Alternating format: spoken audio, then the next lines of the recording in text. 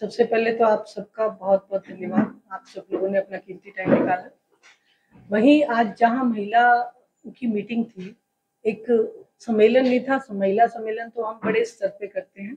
ये एक मीटिंग थी और जिसमें हम चाहते थे कि हमारा जो कैडर है, महिला कैडर, वो नाम दे। जिला अध्यक्ष तो हमने नियुक्त कर दिए उनसे पूछ के, अब महिला हल्का अध्यक्ष की नियुक्ति के लिए और कैडर को मजबूत करने के लिए, एक्टिव महिलाओं को आगे लाने के लिए आज मीटिंग की थी।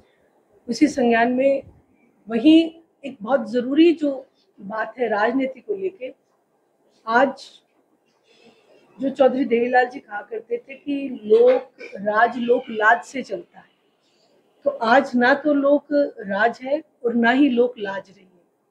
आप देखेंगे कि आए दिन भारतीय जनता पार्टी के लीडर्स जो है टिप्पणियां करते हैं, जहां टिप्पणियां भी इस तरीके की जो महिलाओं के आत्मसम्मान के ऊपर सीधा सीधा ठेस जो है लगती है आगे।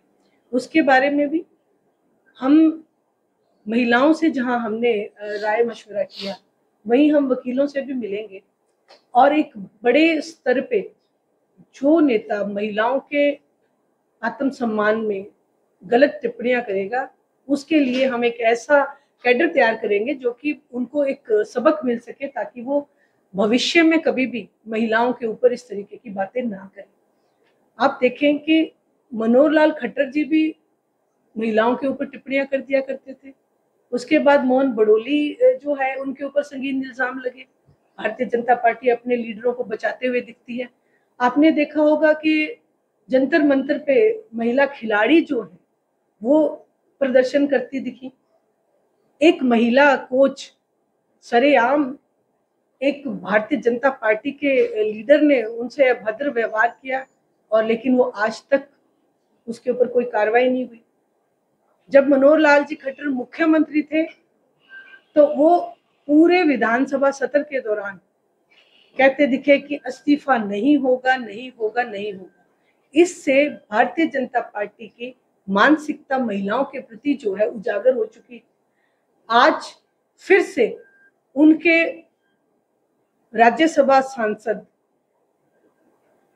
जांगड़ा जो है, रामचंद्र जांगड़ा, उन्होंने फिर बयान दे दिया कि जो विनय नरवाल, जिसको आतंकियों ने अपने गोली का निशाना बनाया, 6 दिन शादी के हुए, उस महिला के ऊपर मतलब इतनी असंवेदनशीलता से उन्होंने जिस तरीके से बयानबाजी की कि उनमें हिम्मत की कमी थी और उनमें प्रशिक्षण की कमी थी, तो ये एक बहुत जो है शर्मनाक बयान था।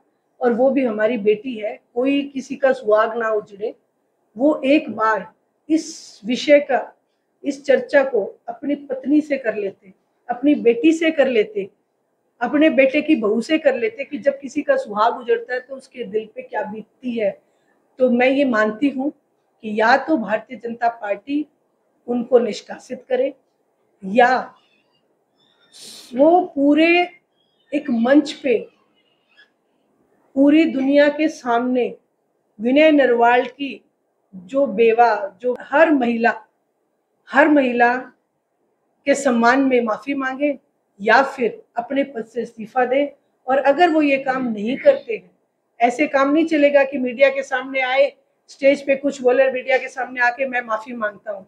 जब तक वो पूर्ण रूप से पांव पकड़ के माफी नहीं मांगते, तब तक हरियाणा प्रदेश की महिलाएं, इंडियन नेशनल लोकदल की इकाई उन्हें कभी माफ नहीं करेगी।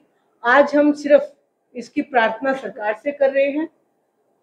और रेणु भाटिया, जो कि महिला आयोग की सबसे बड़ी सदस्य हैं, उनसे मैं ये प्रार्थना करूंगी कि महिलाओं के संज्ञान में वो हमेशा, मैंने देखा है कि वो हमेशा बयान देती हैं और कहती है महिला सुरक्षा के लिए मैं खड़ी हूँ।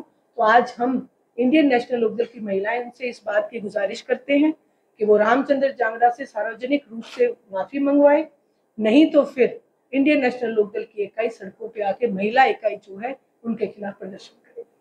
मैडम, पिछले दिनों जल संकट पैदा हुआ, हालांकि उसके बाद से भाखड़ा का जो पानी है वो हरियाणा को दे दिया गया, लेकिन कहीं न कहीं जेडीपी के लीडर हैं नीरज चौटाला, उनका साफ तौर पर कहना है कि इनेलो ने जो विरोध का जो कॉल किया था वो बेवजह था, क्योंकि शेड्यूल के हिसाब से पानी मिलना ही था। और अभय सिंह चौटाला पर भी तंज कसा कि अभय सिंह चौटाला जी कहते हैं कि पानी को रोकने के लिए रास्ते रोक देंगे, कभी रास्ते रुकते नहीं है। देखिए, मैं आपको याद कराना चाहूंगी, इसी पार्टी के लीडर ने कहा था कि जो कानून बन जाते हैं वो कभी वापस नहीं होते। वो भी अभय सिंह जी चौटाला का इस्तीफा था, हरियाणा प्रदेश के किसानों का संघर्ष था कि 3 काले कानून वापस भी हुए और प्रधानमंत्री ने माफी भी मांगी। तो मैं यही कहूंगी कि ये जो चैप्टर क्लोज हो चुका है जेजेपी का, और सिर्फ मीडिया में बने रहने के लिए आप सबके सामने ऐसे बयान आते हैं।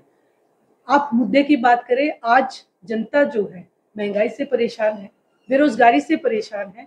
हमारे पास ये मुद्दे होने चाहिए। कौन क्या कहता है, क्या करता है, इसका हमारे पास, मुझे नहीं लगता कि हमें ये मुद्दा कभी भी उठाना चाहिए। मैम, आपको एक बड़ी जिम्मेवारी दी है, महिलाओं को लेकर आपने बात की, तो पूरे हरियाणा में आपकी तरफ से क्या कुछ रहेगा महिलाओं को लेकर? देखिए, महिला शक्ति, क्योंकि अभी हम सत्ता में तो नहीं है, लेकिन संघर्ष में हम हैं। महिला शक्ति को जहां भी संघर्ष के लिए जरूरत होगी, इंडियन नेशनल लोकदल की इकाई वहां खड़ी मिलेगी। जैसा कि अभी आपने देखा कि जो हमारी मीटिंग थी, जिला अध्यक्ष जो है जसवीर जस्सा जी, उन्होंने बड़े सार्वजनिक रूप से कहा कि मेरा नंबर आप लेके जाएं, कहीं पे भी किसी मदद की जरूरत हो तो इंडियन नेशनल लोकदल पार्टी आपको वहां पे खड़ी मिलेगी। तो मैं ये मानती हूँ कि इंडियन नेशनल लोकदल वो पार्टी है जो न केवल महिला बल्कि हर वर्ग को आगे लाने के लिए हमेशा संघर्ष करती है और करती रहेगी। महिलाओं के लिए मेरा एक जो मैं पर्सनल जो करना चाहती हूँ कि जो गांव ग्रामीण अंचल में जो महिलाएं हैं वो राजनीतिक स्टेज पे आए, अपनी दुख पीड़ा, अपनी समस्या को बताएं, ताकि उसका निवारण हम सरकार से कह के या फिर संघर्ष करके कर सके। जैसे कि आपने देखा होगा कि पिछले 5 साल तक आंगनवाड़ी की महिलाएं गुहार लगाते रहे, अभय सिंह जी ने उनकी आवाज विधानसभा में उठाई। आशा वर्कर जो है अभी तक प्रयासरत है इस मामले में, तो उनकी आवाज भी अभय सिंह जी चौटाला ने उठाई। हम भी अपने पार्टी लीडर से, जो 2 एमएलए हमारे हैं, उनको यही कहते हैं कि महिलाओं की आवाज को बुलंद रखें। और जहां प्रदेश अध्यक्ष तनुजा जो है कंधे से कंधा मिला के मेरे साथ हर जगह जा रही है, हमारा ये एक सपना है, हरियाणा प्रदेश की हर महिला मजबूत हो, आत्म सम्मान उनका बढ़े, उनके अंदर आत्मविश्वास बढ़े। मैम, जिस तरह से कांग्रेस के विधायक हैं अशोक रोड़ा, हालांकि पहले नेल्लो का पार्ट हुआ करते थे, पार्टी के स्टेट प्रेसिडेंट भी रहे, एक बीजेपी के छोटे से लीडर के साथ उनकी मारपीट हुई, किस तरह से इस पूरे इंसिडेंट को देखते हैं? देखिए, कांग्रेस का तो ये कल्चर है, ये तो जुत्तम जूत होते ही रहते हैं, और अभी तक भी इनको, आज कांग्रेस पार्टी नेता प्रतिपक्ष डिसाइड नहीं कर पाई है, इससे बड़ी कमजोरी और क्या होगी। और कांग्रेस का सफाया हो चुका है हरियाणा प्रदेश में, और इसकी लीडरशिप को पूर्ण रूप से हरियाणा की जनता नकार चुकी है। इसीलिए अभी तो वो मीटिंग में पिटे हैं, सरेआम सड़कों पे भी कांग्रेस के जो एमएलए पिटते आपको दिखेंगे, क्योंकि इन्होंने लोगों के साथ विश्वासघात किया है।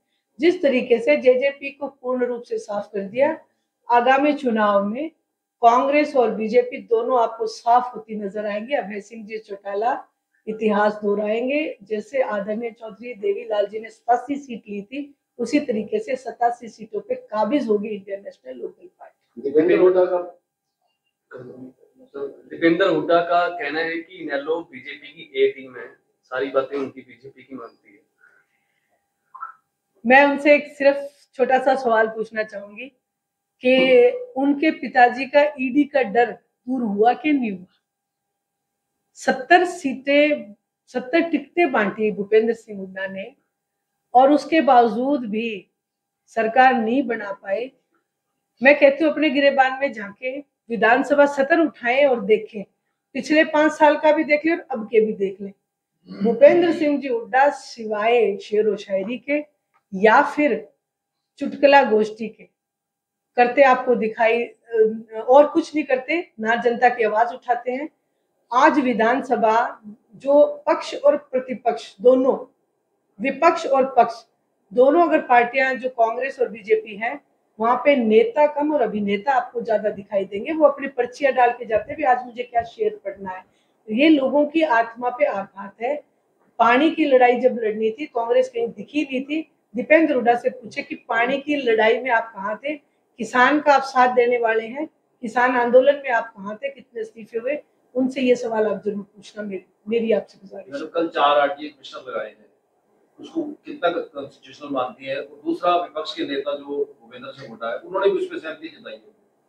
देखिए, आप इस बात के ऊपर पक्के रहना कि भूपेंद्र सिंह हुड्डा ने इस पे सहमति जताई है, क्योंकि वो अपनी बात से पलट जाते हैं। जो 3 काले कानून थे उसमें भी भूपेंद्र सिंह जी हुड्डा ने सहमति जताई थी और फिर नकार बोले कि हम तो किसानों के साथ हैं। आज फिर वही चीजें दोहराई जा रही हैं।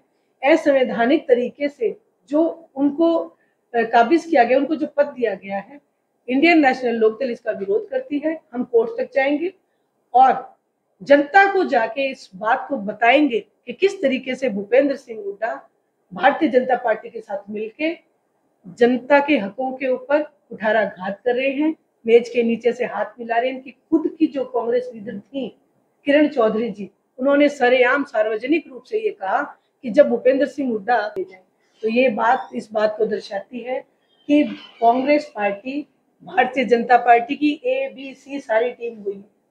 तो क्या उनके बर्खास्त की भी मांग करते हैं? बिल्कुल, बर्खास्त कोर्ट में चैलेंज करेंगे, बर्खास्त होंगे और वो एक जो गलत तरीके से उनको अपॉइंट किया गया, उनको अपने पद से इस्तीफा देना ही पड़ेगा, सरकार को उनको निष्कासित करना ही पड़ेगा। ठीक है, थैंक यू।